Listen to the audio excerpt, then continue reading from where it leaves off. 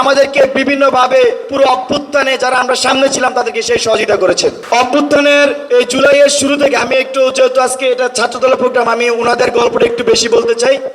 অভ্যুত্থানের শুরু থেকে ঢাকা বিশ্ববিদ্যালয়ের সাংগঠনিক সম্পাদক ইমন ভাই, তারপরে হচ্ছে কেন্দ্রীয় জয়েন্ট সেক্রেটারি জিসান ভাই, তারপরে রাকিব ভাই, নাসির ভাই, সকলে আমাদেরকে পিছনে থেকে পুরো টাইমটা সহযোগিতা করেছেন। বন্ধুগণ, আমি যখন 15 জুলাই এখানে রক্তাক্ত করা হয় সবাই ভয়ে বের হয়ে যায়, আমি ঢাকা মেডিকেলে গিয়ে দেখি জিসান ভাই সেখানে মাস্ক পরে দাঁড়িয়ে, পিছন থেকে বলতেছে বক্কর আসি তোরা লড়ে যা। মানে তিনি দাঁড়ায় আছেন সেখানে, ভয় অনেকে যাচ্ছে না, সে সেখানে মাস্ক পরে যা দাঁড়ায় সেভাবে বলতেছে। তো ছাত্রদল এই ধরনের সাহসী ভূমিকা পুরো অভ্যুত্থান জুড়ে রেখেছে।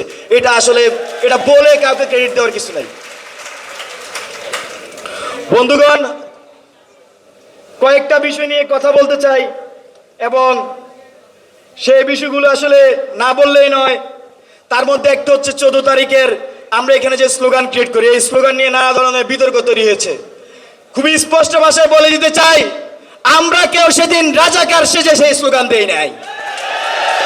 আমরা শেখ হাসিনাকে স্যাটিয়ার করেছি, শেখ হাসিনাকে চ্যালেঞ্জ করেছি সেদিন, আমরা স্বৈরাচারকে চ্যালেঞ্জ করেছি সেদিন।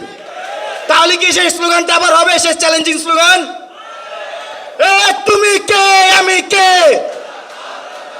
কে বলেছে, কে বলেছে তুমি কে আমি কে, কে বলেছে, কে বলেছে, কে কে রাজাকার, কে রাজাকার, তুই রাজাকার, তুই রাজাকার। ওই দিন আমরা ওই স্লোগানটাও দিয়েছিলাম, সেটা আমরা আবার দিতে চাই।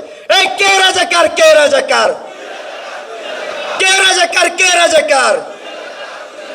বন্ধুগণ, আমরা জুলাই অভ্যুত্থানের পর আরেকটা বিষয় স্পষ্ট ভাবে লক্ষ্য করেছি, সেটা হচ্ছে ক্যাম্পাসগুলোতে বিরাজনীতিকরণ। আমরা দেখেছি রাজনীতির টানা ৭মবারের মতো বেস্ট টিস্যু পেপার ব্র্যান্ড হিসেবে স্বীকৃতি পেয়েছে বসুন্ধরা টিস্যু।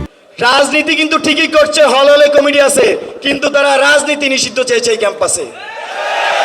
কোনোভাবে বাংলাদেশের যে রাজনৈতিক আমাদের হিস্ট্রি আছে, সেই হিস্ট্রিকে সামনের দিনে অগ্রসর হতে কেউ যদি বাধাগ্রস্ত করে, তাদেরকে আমরা রাজনৈতিকভাবে মোকাবেলা করবো। বন্ধুগণ, এখানে আমি আরেকটা হিস্ট্রি বলতে চাই। আপনারা জানবেন যে 7 জানুয়ারি ইলেকশনের আগে ঢাকা বিশ্ববিদ্যালয়ে ছাত্রলীগ কাউকে দাঁড়াইতে দেয় নাই। আপনাদের মনে আছে কিনা 30 ডিসেম্বর আকাশ বিশ্বাস নামের একজন ফার্স্ট ইয়ারের শিক্ষার্থী যে রাজুতে অবস্থান কর্মসূচি করেছিল এই নির্বাচনকে প্রত্যাখ্যান করে, মনে আছে? সেদিন আমরা ছাত্রদল সহ যত ফ্যাসিবাদ বিরোধী সংগঠন ছিল সবার সাথে যোগাযোগ করে সেদিনও কিন্তু আমরা চেয়েছিলাম একটা মঞ্চ তৈরি করতে এবং 7 জানুয়ারি ইলেকশনকে বন্ডুল করতে। আমরা পারি নাই, তবে আমরা জুলাইতে সেটা পেরেছি।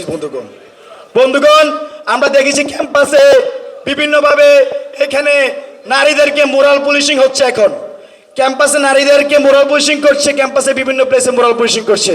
সকল সংগঠন সহ উপস্থিত সকলের প্রতি আহ্বান থাকবে, আপনারা এই ধরনের কার্যক্রমকে রুখে দিবেন ইনশাল্লাহ। আর আরেকটি বিষয় না বললে নয়, সেটি হচ্ছে জাতীয় সঙ্গীত নিয়ে যে বিতর্ক।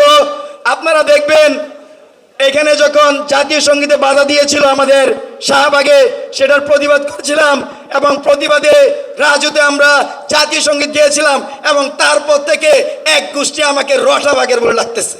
আমি আসলে তাদেরকে আজকের বক্তব্যের মাধ্যমে বলে দিতে চাই, জাতীয় সঙ্গীত আমাদের রাষ্ট্রীয় সঙ্গীত এবং এই রাষ্ট্রের কাগজে কলমে যতদিন আমার সোনার বাংলা জাতীয় সঙ্গীত থাকবে ততদিন আমি বাকের গিয়ে যাব। ততদিন বাংলাদেশের পক্ষের শক্তি, বাংলাদেশ পন্থী শক্তি জাতীয় সঙ্গীত গেয়ে যাবে। বাংলাদেশ জিন্দাবাদ, ইনকিলাব জিন্দাবাদ, মুজিববাদ মুর্দাবাদ।